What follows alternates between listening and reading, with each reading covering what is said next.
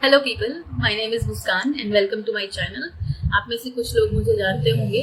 मैं वीडियोस बनाती हूँ regarding my learnings, my thoughts, और मैं उसको आपके साथ शेयर करने का ट्राई करती हूँ।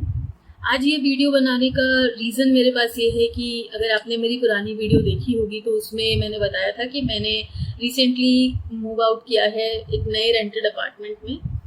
तो उसमें जो मेरा एक्सपीरियंस रहा है for experience regarding finding a new house, dealing with brokers, and what are the points that one tends to miss out. जो हम कितना भी ट्राई कर ले कुछ ना कुछ छूट जाता है बनी, तो वो क्या छूट सकता है और मुझसे क्या छूटा एंड आप उसको कैसे ध्यान में रख सकते हैं, इस रिगार्डिंग आज की ये वीडियो रहने वाली है। तो चलिए शुरू करते हैं। सबसे पहली चीज़, अगर आप खुद के लिए देख रहे हैं, whether you are a bachelor और you are looking for a family, किसी भी तरह की आपकी रिक्वायरमेंट है, अगर आप अकेले हैं और स्पेशली अगर आप एक लड़की हैं, please look out for a broker.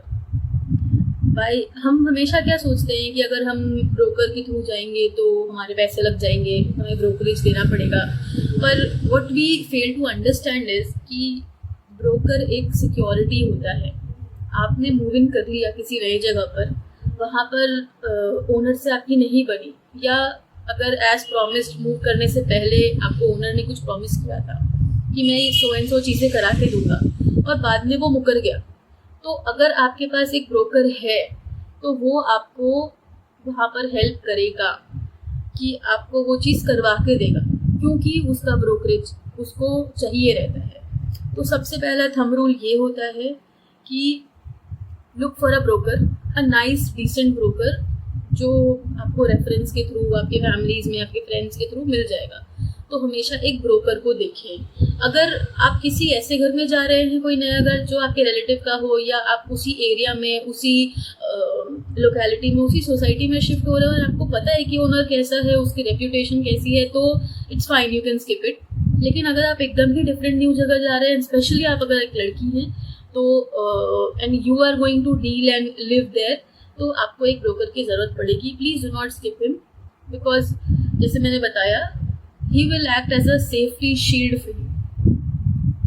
दूसरी चीज़ ये है कि कभी भी ब्रोकर को शिफ्ट होने से पहले ब्रोकरेज ना दें। Always wait for couple of days और maybe 10-15 days after shifting to pay. आप ब्रोकरेज तभी पे करें जब आपने मूव कर लिया है, आप शिफ्ट हो गए हैं, वहाँ पर आप 10-15 दिन रह चुके हैं, अब आपको वहाँ की प्लस माइनस, पॉजिटिव नेगेटिव सब समझ आ गया है, आपको पता चल गया है कि आपको क्या वहाँ पर रिक्वायरमेंट है, क्या ठीक कराना है, आपने ओनर के साथ बात कर ली है, आपके पास वो बफर पीरियड होना चाहिए। तो ब्रोकरेज हमेशा किसी भी ब्रोकर को आपके रेंट एग्रीमेंट बनने के या फिर आपके शिफ्ट होने के 10-15 दिन बाद ही पे करें। नंबर 2, आप कभी भी घर देखने जा रहे हैं तो आप किसी को भी ऐसा मत बताइए कि आप बहुत अर्जेंसी में हैं। आप ऐसा एक्सप्रेस मत कीजिए। मेरा एक्सपीरियंस ऐसा बोलता है कि आप किसी को अपनी अर्जेंसी एक्सप्रेस ना करें कि मैं बहुत ज़रूरतमंद हूँ, या मुझे बहुत ज़रूरी है, या ये घर मेरे लिए बहुत ज़रूरी है, आई रियली नीड इट। आप अपने माइनस पॉइंट्स उनको मत बताइए। मुझे ऐसा लगता है कि आप में क्या दिक्कत है, आप अकेली हैं, आप जब भी घर देखने जा रहे हैं, आप ओनर को ये मत बोलिए कि भैया मेरे को ये घर अच्छा लगा है। मान लीजिए आपको कोई घर बहुत पसंद आया, तो आप उसको ये मत बोलिए कि भैया मेरे को बहुत पसंद आया, मैं अकेली लड़की हूँ, मैं कहाँ जाऊँगी, क्योंकि अभी you not understand, you not realize, बाद में he can use this against you. कि अगर मान लीजिए आपको प्लम्बिंग का काम कराना है for example, and he knows कि you are an office going person and आप अकेली हैं, आप अकेले रहती हैं, तो he can use it against you कि भाई अकेली लड़की तो है, ऑफिस जाती है, टाइम नहीं है, तो he will not take you as seriously, क्योंकि आपने पहले उसके साथ थोड़ा ऐसे रिक्वेस्ट कर लिया, उनको अपने माइनस पॉइंट्स बता दिए। तो मेरे हिसाब से कभी भी आपको ये नहीं दिखाना चाहिए कि you are in a very urgency thing, और आपको बहुत ज़रूरी, अगर ये आपने शिफ्ट नहीं किया तो बहुत दिक्कत में आ जाएंगे। मेरे हिसाब से ये आपको कभी शो नहीं करना चाहिए, किसी भी owner, broker, whatever person you are dealing with, उसको कभी शो नहीं करना चाहिए। Number 3, when you go to visit a place, a new place, look for the details minutely. आप जब एक घर देखने जा रहे हैं तो आप सिर्फ 4 दीवारों को ना देखें कि आप गए, आपने देखा हॉल रूम किचन है, स्पेस ठीक है, नल खोल के देख लिया पानी आ रहा है and you are okay done with it. आप सिर्फ ये मत देखें, क्योंकि बहुत सारी ऐसी चीज़ें होती हैं जो प्राइमा फेसी आंखों से नहीं पता चलता है, and when you start living there you come to know about it कि अरे यार ये तो डील ब्रेकर है हमारे लिए। तो आप कभी भी जब भी घर देखने जा रहे हैं, स्पेंड सम टाइम, आप 5-10 मिनट वहाँ उस जगह पे रुके, उस जगह को फील करें कि वो 10-15 मिनट में आपको कैसा लग रहा है। 10-15 मिनट नहीं भी तो एटलीस्ट 5 मिनट आप उस जगह पे रुके, आप हर एक जगह जाके प्रॉपरली देखें कि हॉल कैसा है, किचन कैसा है, हवा आ रही है या नहीं है, धूप आएगा कि नहीं आएगा, लोकेलिटी कैसा है। लोकेलिटी भी बहुत मैटर करता है। मैं इसके लिए एक सेपरेट अलग से वीडियो बनाऊंगी कि आपको क्या क्या चीज़ें देखनी चाहिए एक घर में, और क्या क्या ऐसी चीज़ें हैं जो रेड फ्लैग्स हैं यू शुड अवॉइड, और वो एक डील ब्रेकर है। मैं उसके लिए एक सेपरेट वीडियो बनाऊंगी। मीनवाइल जब भी आप कोई घर देख रहे हैं, आपको उस घर में हर एक चीज़ बारीकी से देखनी है। अगर वहाँ पर कुछ है तो वो क्यों है, और अगर नहीं है तो उसके वो क्यों नहीं है, या क्यों क्या चीज़ है। जैसे फॉर एग्जांपल अगर आप जाते हैं देखने के लिए और बाथरूम में आपको एक बकेट रखा हुआ दिखता है, हो सकता है पुराने टेनेंट ने छोड़ दिया है, या फिर आप जब वॉश एरिया में जाते हैं, जो वॉशिंग एरिया में जाते हैं, वहाँ पर अगर बकेट रखा हुआ है तो प्रोबेबिलिटी है कि वहाँ पानी की दिक्कत हो सकती है। तो ये सब छोटी छोटी चीज़ें हैं जो हम जल्दी में सिर्फ बाहर का एक्सटीरियर देख के पसंद कर लेते हैं, और उसके बाद हमें लगता है कि घर तो अच्छा है, लेकिन जब हम रहने जाते हैं तो वी रियलाइज़ की कुछ दिक्कत थी। इसके लिए मैं एक अलग से वीडियो बनाऊंगी, पर इसमें मैं यही कहना चाहती हूँ कि आप प्लीज़ जब भी घर देखने जाएँ तो आप बहुत ही ध्यान से उस घर को देखें कि उसमें क्या दिक्कत है, क्या नहीं है, और फिर डिसाइड करें। Number 4 and very important, you should never rush in making a decision. जब भी आप किसी घर को लेने का डिसीजन करें, आप ये सोचें कि आपके इंसिडेंटल खर्चे उससे कनेक्टेड बहुत हैं। आपके मूवर्स एंड पैकर्स का खर्चा होगा, आपके ब्रोकरेज का खर्चा होगा, आपने पुराने घर में सेटल्ड घर को छोड़ के आप एक अनसेटल्ड प्लेस पर जाएंगे, वहाँ पर आपका टाइम लगेगा सेटल होने में, चीज़ों को समझने में, नई चीज़ें सेटल करने में। तो आप कभी भी आपका जो एफर्ट लगेगा वो बहुत ज़्यादा होगा। तो आप कभी भी किसी भी डिसीजन को लेने के लिए हड़बड़ ना करें। जनरली कैसा होता है, अगर आप ब्रोकर के थ्रू जा रहे हैं तो भी, और अगर आप ओनर के थ्रू जा रहे हैं तो भी, तो सामने वाला बहुत घाई में रहेगा कि अभी निकल जाएगा, दूसरे पार्टी आ रहे हैं दिखाने के लिए, ये तो एडवांस ले लेगा, आधे घंटे में एडवांस लेने वाला है, कोई दूसरा पार्टी हाँ बोल के गया है और पैसे नहीं दे के गया है। ये सब बकवास बात है, कुछ भी ऐसा नहीं होता है। Please do not fall for all these things. कोई भी आपको बोले कि आप अभी देख के जा रहे हो, 10 मिनट में दे जाओ, 1 घंटे में दे जाओ, एडवांस दे जाओ, या टोकन मनी दे दो, या 2000 ही दे दो, प्लीज़ रिमेंबर, आप जो टोकन देते हैं अगर आप उसके बाद कैंसिल करते हैं, इट इज़ नॉन रिफंडेबल, लोग उसको वापस नहीं करते। तो आप उनको बोले कि भाई मेरे को हड़बड़ नहीं है, अगर आपको हड़बड़ है तो आप किसी और को दिखा दो। नो मैटर आपको कितना भी वो घर पसंद क्यों ना आ रहा हो, आप मेरे से लिख के ले लो।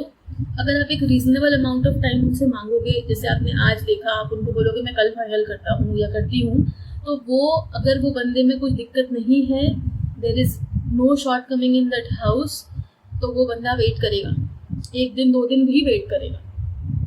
हो सकता है एरिया टू एरिया भी डिपेंड करता है, बट वो बंदा आपको सोचने के लिए तो समय देगा। आप अपनी फैमिली से डिस्कस करो, इतना टाइम तो वो आपको देगा। तो अगर कोई भी इंसान घाई कर रहा है, जल्दी कर रहा है, आपको एक अर्जेंसी क्रिएट कर रहा है, आपको वहाँ से निकल लेना है। It is a red flag. उस घर पे कुछ ना कुछ दिक्कत होगी ही, इसीलिए वो आपको सोचने का समय देगा नहीं, तो आपको उसमें नहीं फंसना है। You should always take your own sweet time, reasonable time, एक दिन 2 दिन, जिसमें आप अपने घर में डिस्कस कर सको और एक इन्फॉर्म डिसीजन ले सको। जब भी आप किसी हड़बड़ में डिसीजन लोगे, mark my words, you are going to regret it. इसीलिए आप ब्रोकर को बोलो भाई तुम्हें हड़बड़ है, आप किसी और को दिखा दो, मुझे नहीं चाहिए, मुझे दूसरा दिखाओ। पर मैं आपको तुरंत हाथों हाथ, कभी भी हाथों हाथ तो देना ही नहीं चाहिए कि आप देखने गए हो, आपने पहला दूसरा मकान देखा हो, आपको पसंद आ गया, आपने हाथों हाथ उसको दे दिया है। इसके प्रोज भी हो सकते हैं और कॉन्स भी हो सकते हैं कि बहुत बार सोचने के टाइम में हाथ से निकल जाता है अच्छा घर भी, पर फिर भी आप हाथों हाथ, अगर आप किसी फैमिली के साथ जा रहे हो और जो डिसाइडिंग मेंबर्स हैं वो लोग सब वहाँ पर हैं तो एक अलग बात है, पर फिर भी you should take your time to decide. मेरे हिसाब से, क्योंकि मैंने इस घर में बहुत गाई करी थी, मेरे साथ ब्रोकर ने गाई करी और मैं उसकी बातों में आ गई, तो now I think I am regretting it कि मुझे थोड़ा टाइम देना चाहिए था उस चीज़ को। Number 5, and I think it is really important and it shows the intention of the owner, the broker, everyone involved around this transaction.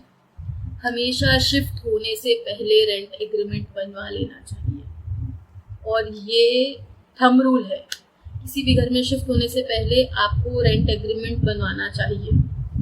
अगर वो बंदा रेंट एग्रीमेंट के लिए हाँ ना बोल रहा है कि शिफ्ट हो जाओ उसके बाद बना देंगे, तो या तो ऐसा है कि उसके यहाँ रेंट एग्रीमेंट का सिस्टम ही नहीं है, या फिर ऐसा है कि वो बंदा आपको झूठ बोल रहा है और वो नहीं बनवाना चाहता है। जो क्लियर कट इंसान रहेंगे वो आपको रेंट एग्रीमेंट शिफ्ट होने से पहले साइन करवाएंगे।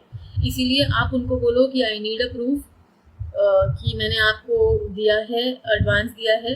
एडवांस के लिए भी हमेशा एक रिटर्न इन्फॉर्मेशन होना चाहिए। अगर वो आपको कैश में इंसिस्ट करे, तो हो सकता है बहुत सारे लोगों का कैश में रहता है due to income tax return things, तो आप उनसे एक डायरी मेंटेन करें उनके साथ और उनको बोले कि आप उसमें साइन करें। या फिर क्योंकि WhatsApp they always tend to force on WhatsApp conversation कि आप मुझे व्हाट्सएप कर दो, मैं ओके लिख दूंगा। पर व्हाट इफ आपकी व्हाट्सएप की डेटा निकल गई और आपका चैट निकल गया, तो आप क्या करेंगे? How will you prove that you have paid X amount of money as deposit? तो आप व्हाट्सएप कीजिए, उसका स्क्रीनशॉट अपने पास रखिए एंड एक डायरी मेंटेन कीजिए जिसमें सामने वाला आपको साइन करके दे रहा है कि he has received this sum of money from you as advance or deposit or rent whatever। मैं एक और वीडियो लाऊंगी जिसमें मैं और चीज़ों के बारे में बात करूंगी। मैं अपने एक्सपीरियंस के बारे में भी बात करना चाहती हूँ। मैं आपको बताऊंगी कि मेरे नए घर का एक्सपीरियंस कैसा है और वो कौन सी चीज़ें थी जो मुझसे छूट गई और जिसकी वजह से मेरा टाइम और कॉस्ट और मनी सब सफ़र हो रहा है। पर नॉनदलेस अब जो हो गया है उसको तो डील करना ही है, तो इट्स ओके। बट मेरा मोटिव यही है कि जो गलतियां मैंने करी वो आप ना करें, तो इसके लिए आप इन चीज़ों का ध्यान ज़रूर रखें। और मेरे दूसरे वीडियो का भी प्लीज़ वेट करें कि उसमें मैं जो बता रही हूँ आप उसको मिस ना करें। तो अगर आपने अभी तक सब्सक्राइब नहीं किया है तो please subscribe my channel and stay tune for another part. Hope this video will help you and it will save you from any kind of scams or frauds or maybe mistakes that potentially you might have made. So that's it. Thank you. Bye bye.